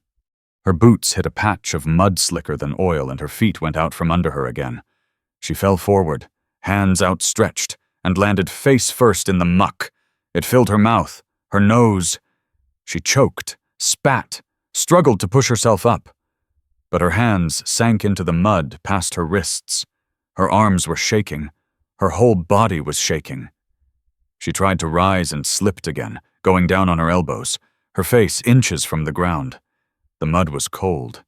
It smelled of clay and rotting leaves and something foul she did not want to name. It was in her hair, in her eyes, coating her dress, seeping through her clothes to her skin beneath. She looked like something dragged from a grave. She felt like something dragged from a grave. Caleb reached her, grabbed her arm, hauled her upright with a strength that surprised her. She stood there, covered in mud from head to foot, blood still running from her forehead, and looked at the garden. Half of it was gone. The other half hung on the edge, tilting. The plants she had tended leaning toward the abyss, as though reaching for something they would never touch. "Leave it," Caleb said. "Rosa, leave it. It's just plants. I can't." The words came out broken, barely human. "I can't. It's all I—" She stopped. Heard herself. Heard how small she sounded. How pathetic a grown woman covered in mud and blood, crying over vegetables while the world fell apart around her. The shame hit her like a fist to the stomach. What was she doing? What was she thinking? She had survived losing her husband. She had survived burying her son. She had walked away from everything she knew and traveled 1,000 miles to start over. And here she was, falling apart over a few rows of beans. Caleb's hands were on her shoulders. His eyes found hers through the rain and mud and blood. "It's not just plants," she heard herself say. "It's the first thing I grew since, the words stuck in her throat like bones. Since Denver. Since the hospital. Since she dug 2 graves in one afternoon and walked away from everything that had ever mattered. She had planted that garden because she needed to prove something to herself, that she could still make things live, that she was not cursed, that death did not follow her everywhere she went, taking everything she touched. And now it was gone, sliding into the canyon, taking her proof with it. She stood there in the rain, covered in filth, shaking, and felt smaller than she had ever felt in her life. Smaller than when she stood at those 2 graves. Smaller than when she signed the papers selling the house in Denver. Smaller than when she climbed onto the train and watched everything she knew disappear behind her. This was what she was now. A woman who fell down in the mud and cried over vegetables. Caleb did not speak. He just stood there with his hands on her shoulders and let her shake. The storm began to ease, to us. The rain slowed from a torrent to a steady fall, then to a drizzle, then to scattered drops. The clouds broke apart and stars appeared, cold and distant, and the sound of the swollen stream filled the silence left behind. Rosa looked at the cliff edge, at the raw wound in the earth where the ground had torn away, at the few remaining plants hanging on by their roots, refusing to fall. "My wife used to say something," Caleb said quietly. His voice was rough, barely above a whisper. "She used to say that losing something was just making room for something new." He paused. "I never believed her. Thought it was just something folks say when they don't know what else to offer." Rosa looked at him. His face was streaked with rain and mud, his clothes plastered to his body, his hair hanging in his eyes. "But maybe she was right," he said slowly. "Maybe losing is just making room." The stream roared in the canyon below. The stars burned cold above, and Rosa stood in the mud, exhausted and broken and humiliated, and felt something shift deep in her chest. Not hope, not yet, but maybe the place where hope might grow. If she let it. "We should go inside," she said. "Dry off, figure out what comes next." Caleb nodded, turned toward the house, then stopped. "Rosa." She followed his gaze to the back porch, to the door that led into the kitchen, to the window beside it, the one that looked out over the cliffs. Someone had left a lantern burning in that window. The flame flickered behind the glass, casting a warm yellow glow across the porch boards. But neither of them had lit a lantern tonight. And in the glass, reflected against the darkness outside, Rosa could see the silhouette of a man, standing inside the house, waiting. The man in the kitchen was not Silas Whitmore. Rosa recognized him the moment they pushed through the back door, the brown suit, the low-crowned hat, the bay mare she had seen tied to the county clerk's wagon.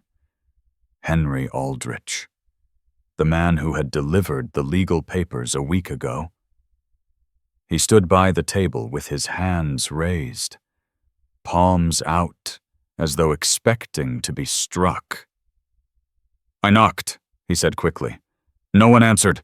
The door was open and I saw the storm damage from the road and I thought—" He swallowed hard, his Adam's apple bobbing. "I thought someone might be hurt. I was only trying to help." Caleb stood in the doorway, dripping mud and rainwater onto the floor. His chest heaved from the run across the yard. His eyes never left the stranger's face. "What do you want?" The man lowered his hands slowly, reached into his coat. Rosa tensed. But what he pulled out was not a weapon, just a leather satchel, worn soft at the corners, bulging with papers. "My name is Henry Aldrich. I work for the county clerk's office. I'm the one who delivered those papers to you." He set the satchel on the table with a dull thump. "And I've come to tell you that you might have a fighting chance after all." Rosa looked at Caleb. Caleb looked at the satchel. Neither of them moved. "Explain," Caleb said. Aldrich pulled out a chair and sat down heavily, as though his legs would no longer hold him upright. Up close. Rosa could see the dark circles under his eyes, the tremor in his hands as he unbuckled the satchel, the stains of old sweat on his collar. "Whitmore's lawyer filed those papers himself," Aldrich said. "Brought them directly to the judge's office and had them stamped before anyone else in the clerk's office could review them. That's not how the process is supposed to work. There are steps notices that have to be posted, waiting periods, opportunities for response. He skipped every single one." "The hearing's in 3 days," Rosa said. "That's what Lucy Brennan told us. Whitmore announced it at the schoolhouse." Aldrich nodded, his head bobbing like a puppet on strings. "That's what Whitmore wants everyone to believe. But I checked the official records myself. The original filing, the one I delivered to you, specifies 23 days from the date of service. The judge never signed any order to accelerate the timeline." He pulled a document from the satchel with shaking fingers. "This is a copy of the motion Whitmore's lawyer submitted to move up the date. And this," he pulled out another sheet. "This is the judge's actual calendar. There's no hearing scheduled for 3 days from now. There never was." Rosa stared at the papers spread across her flour-dusted table. Her mind raced, trying to piece together what this meant. "He's bluffing," she said slowly. "He's trying to scare folks into giving up before the real hearing even happens." "Yes." Aldrich's voice was flat, exhausted. "That's exactly what he's doing. He's betting that you'll believe the lie and walk away without a fight. It's worked for him before." Caleb had not moved from the doorway. His face was still unreadable, but something in his posture had shifted, a tension releasing, or maybe coiling tighter. "Why are you telling us this?" he asked. "You work for the county. Whitmore owns half the officials in this territory." Aldrich was quiet for a long moment. When he spoke again, his voice was different, lower, rougher, stripped of any pretense of official business. "My father had a farm," he said, 20 miles east of here, in the next valley over. Good land, good water. He worked it for 30 years, built it up from nothing." He looked down at his hands. "Whitmore bought the mortgage from the bank, called it in 6 months early, when he knew my father couldn't pay. We lost everything in a single week." A pause. "My father died the following winter. My mother said it was pneumonia, but I knew better. A man can only take so much loss before something inside him gives out." The kitchen was silent, except for the drip of water from Rosa's ruined dress onto the floor. "I've been waiting," Aldrich continued, his voice barely above a whisper. "Waiting for years for a chance to do something that might matter. It doesn't fix what happened to my family. Nothing can fix that. But maybe," he shook his head, "maybe helping you is the only way I can make my father's death mean anything at all." He reached into the satchel again and pulled out a folded piece of paper, yellowed with age. Spread it carefully on the table between the legal documents and the cold remains of the bread dough Rosa had abandoned hours ago. A map. Hand-drawn. The lines faded to brown. The labels written in careful script that had blurred with time. "This is a survey from 1859, Aldrich said. "One of the original territorial mappings, done before Colorado was even a state. Look here." On his finger traced a line across the paper. "This is the valley. This is the ridge. This is the canyon." Rosa leaned closer, her wet hair dripping onto the ancient paper. She traced the shape of the land she had come to know, the curves of the hills, the winding path of the canyon, the place where the house now stood. And there, marked with a small blue symbol beside a flowing line, was the stream.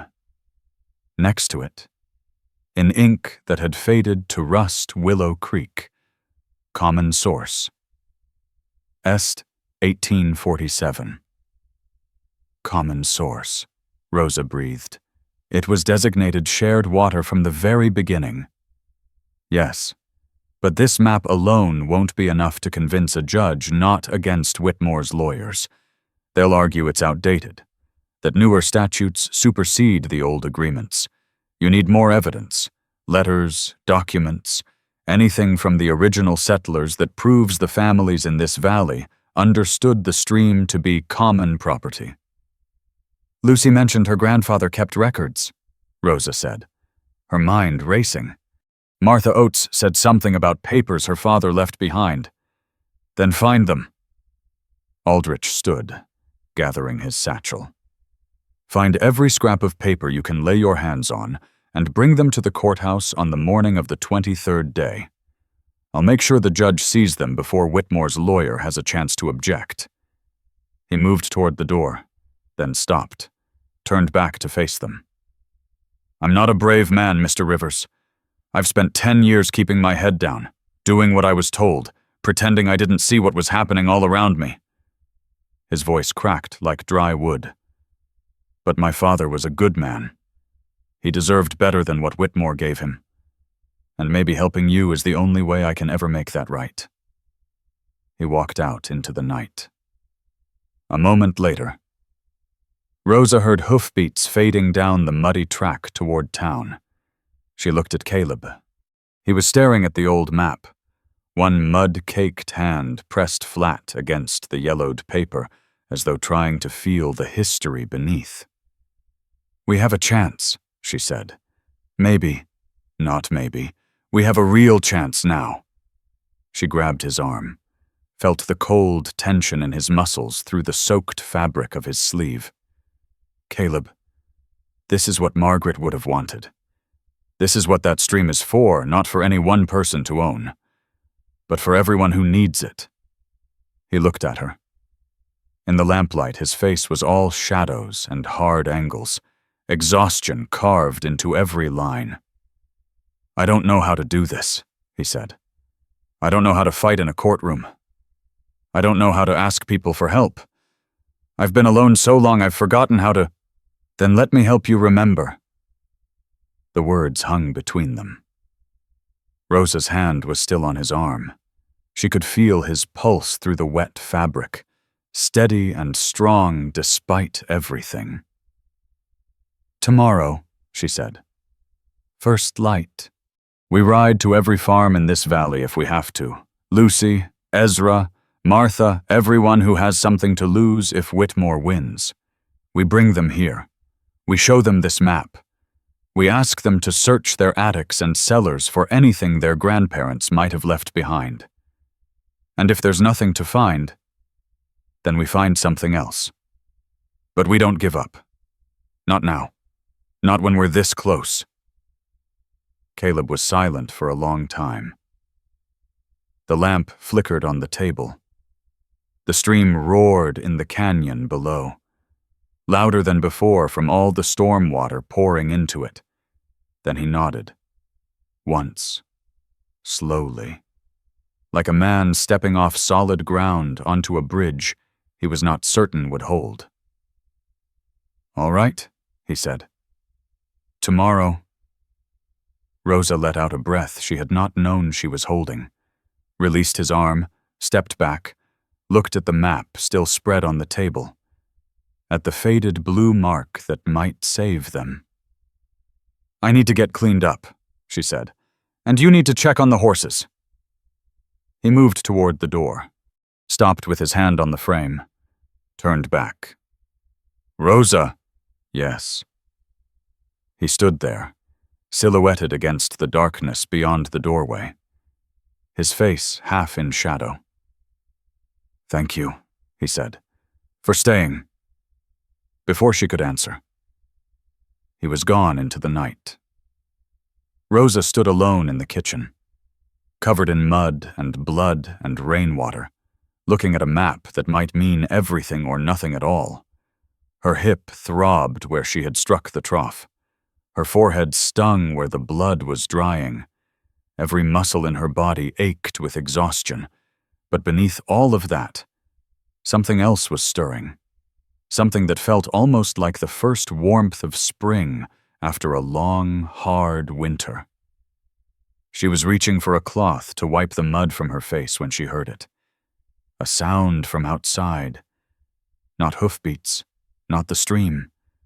Voices, many voices, rising and falling on the wind. She went to the window, peered out into the darkness, lanterns, dozens of them, bobbing up the road toward the house like fireflies, casting pools of golden light on the muddy ground.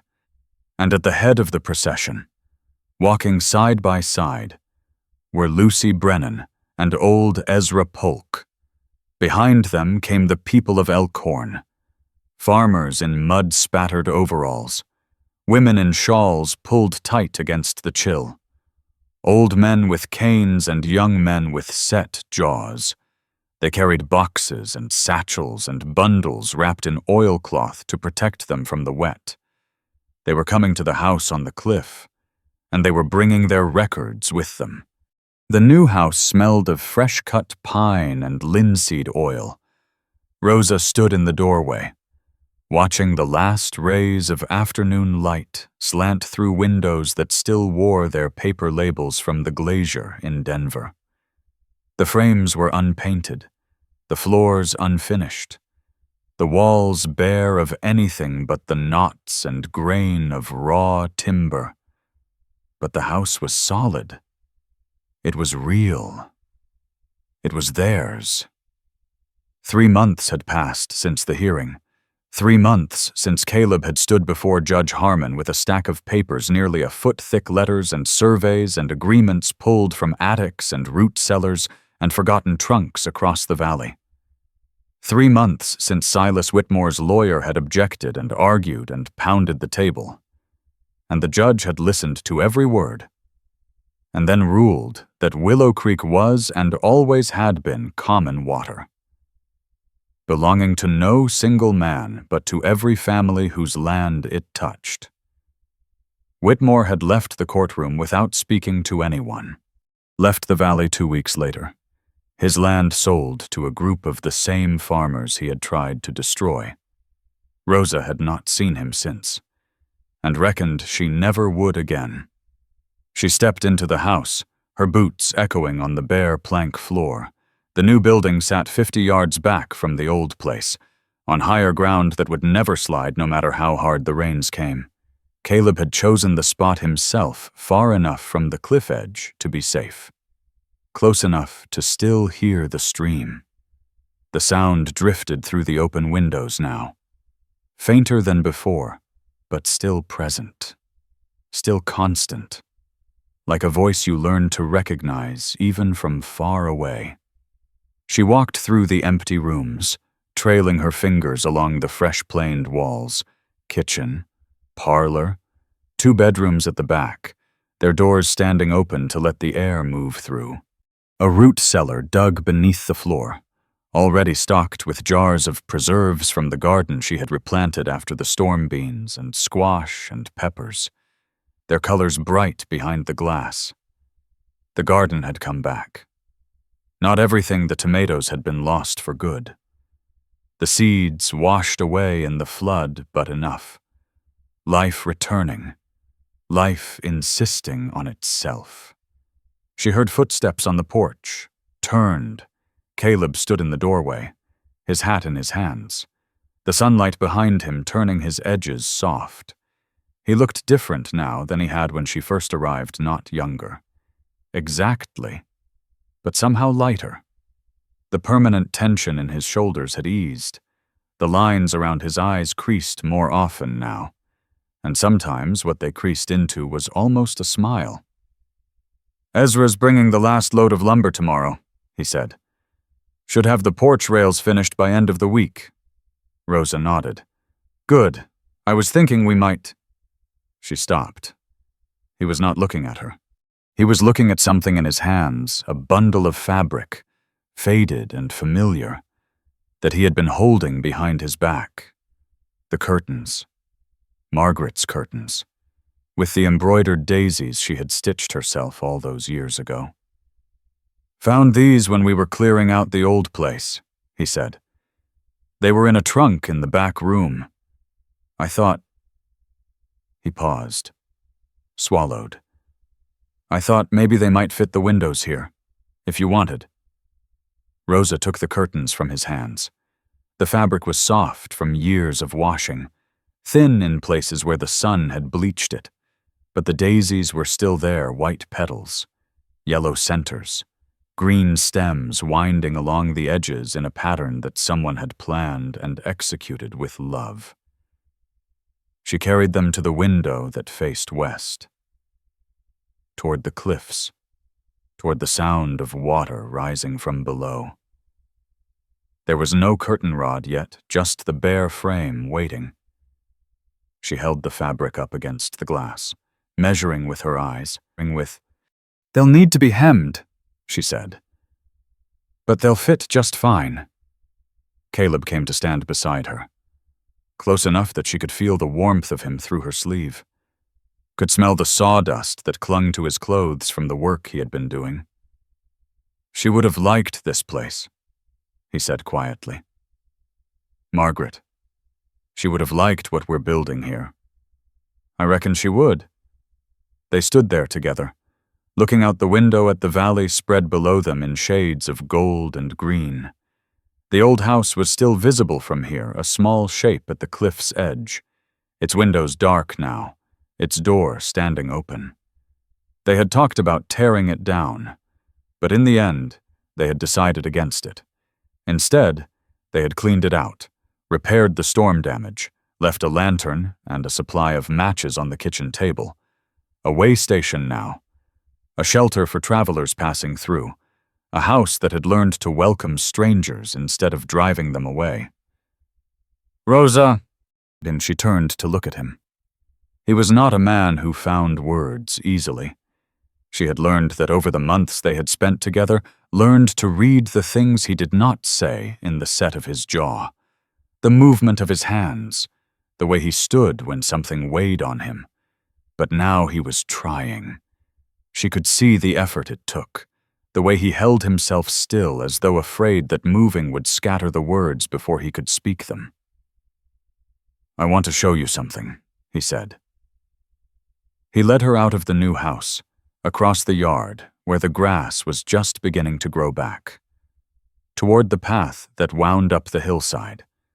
Not the path to the stream, a different one, steeper, leading to a small rise that overlooked the whole valley. Margaret's grave. Rosa had seen it before, from a distance. She had never been close to it, had never felt it was her place to intrude on that particular ground. But Caleb was leading her there now, his hand light on her elbow, guiding her over the rough places where the rain had washed away the soil. They climbed the rise together and stood before the simple stone marker, its surface weathered by 5 Colorado winters. Margaret Rivers, 1859 to 1882. Beloved. Caleb knelt in the grass, brushed a few fallen leaves from the base of the stone with his rough fingers. "Margaret," he said, His voice was low, rough at the edges. "This is Rosa. I've told you about her." A pause. The wind moved through the grass, making it whisper. She stayed. When everyone else left, she stayed. Rosa felt something tighten in her throat. She did not speak, did not move. "I'm not forgetting you," Caleb continued. "I'll never forget you. Not as long as I draw breath. But I think—" His voice cracked. He cleared his throat. Tried again. "I think maybe it's time for me to stop waiting for something that can't come back. I think maybe it's time to start living again. Really living. I mean, the way you always wanted me to." He stood slowly, turned to face Rosa. "I don't know what to call this thing between us," he said, gesturing vaguely at the space between them. "I don't have the words for it, but I know I don't want you to leave. I know that when I wake up every morning, the first thing I think about is whether you're already in the kitchen putting the coffee on. I know that when I go to bed at night, I listen for the sound of you moving around the house. And it makes the silence—" He stopped, swallowed hard. "It makes the silence something I can bear." Rosa looked at him. At this man who had built a house on a cliff because his wife loved the sound of water, who had spent 5 years alone with nothing but his grief and his work, who had learned, slowly and painfully, to open his door and his heart again. "I'm not trying to take her place," she said. "I wouldn't know how to do that even if I wanted to." "I know. And I have my own ghosts. Caleb, Thomas, and Billy, they're never going to leave me. They're part of who I am now." "I know that too." "Then what are we doing here?" He was quiet for a moment. The wind picked up, carrying the smell of sage and pine and the distant sweetness of the stream below. "We're making room," he said finally. "That's all, just making room for whatever comes next." Rosa looked at the grave marker, at the name carved deep into the stone, at the single word beneath it, beloved, that said everything about who Margaret had been and what she had meant to the man standing beside her. She reached into her apron pocket and pulled out a small bunch of wildflowers, daisies, and black-eyed Susans, picked that morning from the edge of her new garden, knelt down in the grass and laid them gently at the base of the stone. "Thank you," she said quietly, "for loving him, for making him into the man he is." She stood, took Caleb's hand. His fingers were rough with calluses and scarred from years of work, but they wrapped around hers with a gentleness that made her chest ache. They walked back to the new house together as the sun began its slow descent toward the western ridge. The light turned golden, then amber. Then the deep orange of embers in a dying fire. At the porch, Rosa stopped, turned to look back at the old house, still visible against the darkening sky. "We should light the lantern," she said, "in case anyone comes by tonight needing shelter." Caleb nodded. "I'll do it. You go on inside and start the coffee." He walked toward the cliff's edge, toward the house that had held so much grief and was learning now to hold something else. Rosa watched him go, watched his silhouette against the fading light, watched until he disappeared through the door of the old place and a warm yellow glow appeared in the window. She turned and walked into the new house, went to the kitchen, filled the pot with water from the bucket by the door, and set it on the stove to heat, measured out the arbuckles, breathing in its familiar smell. Outside, the first stars were appearing one by one.